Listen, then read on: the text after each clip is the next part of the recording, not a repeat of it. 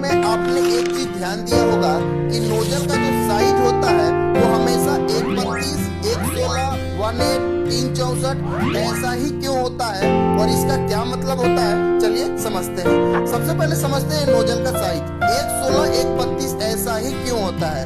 दोस्तों यह 116 जो है यह नोजल के होल का साइज होता है जिससे ऑक्सीजन बाहर निकलता है और यह होल ही डिसाइड करता है कि कितना ऑक्सीजन बाहर निकलेगा और इससे कितना मोटा प्लेट काटा जा सकता है।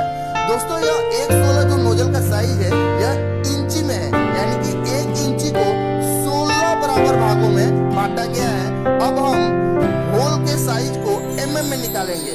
1 इंची में होता है 25.4 mm। अब 25.4 को 16 से भाग देंगे तो आएगा 1.587 mm, यानी कि एक 16 कटर के नोजल का होल 1.5 mm के आसपास है।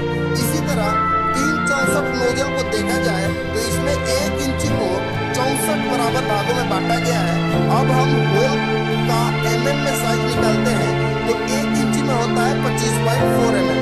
अब 25.4 को 64 से भाग देंगे तो आएगा 0.396 mm।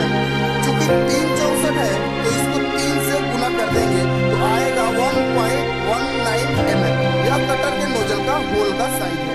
दोस्तों यह कटर के नोजल का जो साइज है ये इंची में है।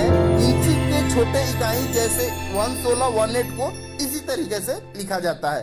अब बात करते हैं कि इसे इंची में ही क्यों लिखा गया है, सीधा सीधा mm में क्यों नहीं लिखा जाता है।